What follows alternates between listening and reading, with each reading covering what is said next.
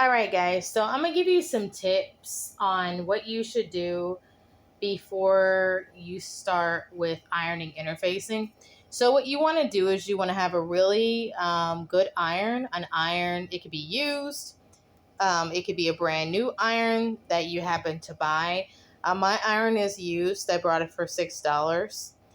If you go to like your local like thrift store, like a Goodwill or a St. Vincent de Paul or some other thrift store like that, then what you may find is that the irons might be, it could be like, more expensive than if you got it from like I did like my sewing classes and stuff. If you happen to attend like a sewing class and they sell any kind of equipment like an iron or fabric, interfacing, lining, different stuff like that, I would recommend getting it from there or like any kind of like discount places. The Goodwill may, I think, overcharge you for an iron. Okay. So for you iron interfacing, you want to make sure you have a really good iron. You want to make sure your iron is able to get really hot. This type of iron is a Shark iron. That's what it says here. So this gets super hot, and one thing about this iron is even after I iron with it or press with it, then it'll take a long time to cool down. So if you have an iron like I do that gets super hot and it takes a while to cool down, you definitely want to make sure you keep it away from anything that it could burn. Okay. Now, another thing you want to have if you're going to be dealing with interfacing is you want to have some pressing cloth. So I'm going to show you that. All right, guys, so this is pressing cloth right here, okay? So this pressing cloth, what you do with this is you put this over your interfacing before you fuse your interfacing to your lining, okay?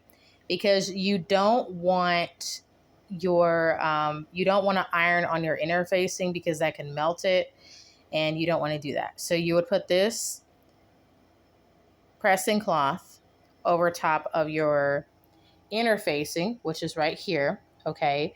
And then you have, if you're going to be ironing it to like any lining, then you would do that. Now, I don't know if anybody interfaces like they're interfacing to fabric.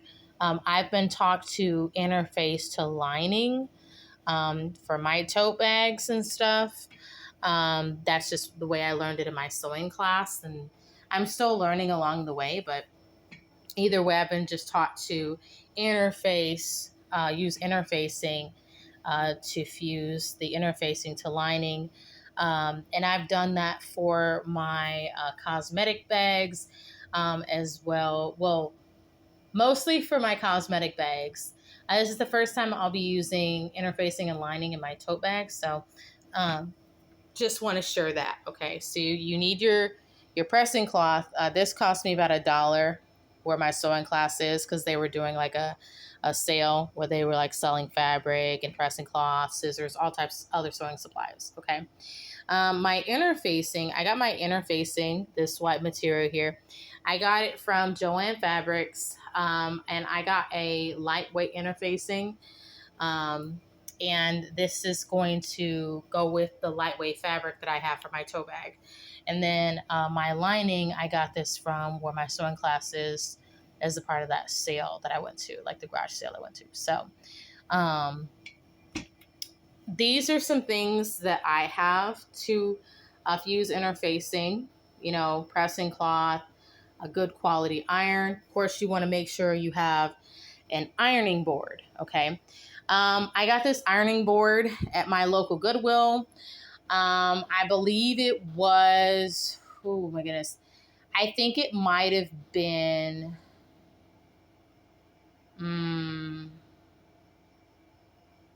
I can't really remember off the top of my head how much it was, but it could have been, like, I think when I looked online, ironing boards can be more expensive. If you can get an ironing board for really cheap, I would suggest you doing it, but you want to get a good quality ironing board.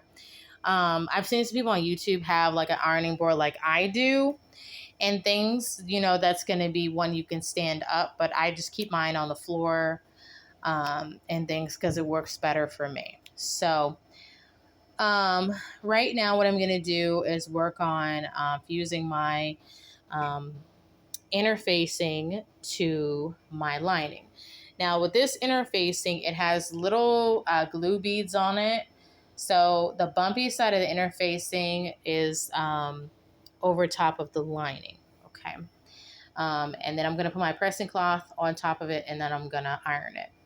Like I said, the pressing cloth is going to make sure that the interfacing does not get way too hot and melt.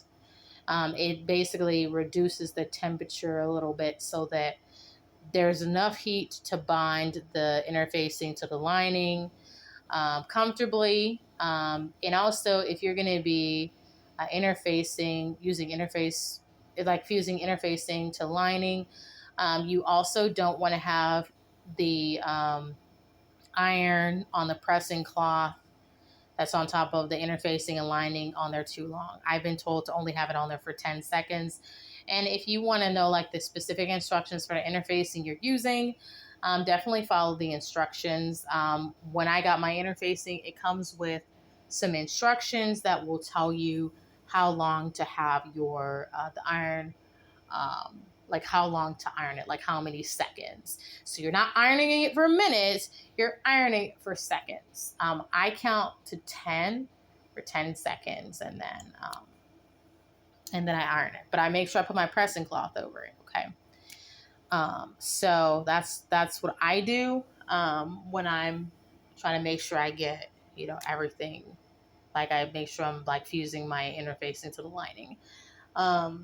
But I just kind of wanted to share that tip with you guys just so that you know. I am working on another tote bag. I have a lot of videos where I kind of show you guys like what I'm doing along the way. We'll kind of see what happens from here. But I just thought I'd do a little tip video for those of you who are not used to working with interfacing. And there's many different types of interfacing. There's interfacing for clothes, which will be apparel. There's interfacing for dresses. There's interfacing for like if you're going to be doing crafts, which I mistakenly bought for my tote bags. There's just all different types of interfacing. From what I could see, interfacing comes in the form where you can either iron it on, or either you can use the sew-in interfacing. But you want to make sure that you have the right interfacing for whatever your project is before you go and buy it. It's not as simple as just eyeballing it and saying, "Oh, this looks right." You have to make sure, you are using the right interfacing for whatever type of project you're going to be making. Okay. So just like me, you guys can make mistakes with sewing, but the important thing is just to make progress and know that you can do it. All right, guys. So I'm going to go ahead and wrap this video up here. And then I probably will make another video sometime soon. It just depends on if I kind of feel like I want to make one. But yeah, I'll be making more videos and stuff just to kind of let you guys see the process and stuff. So thank you for watching. Bye.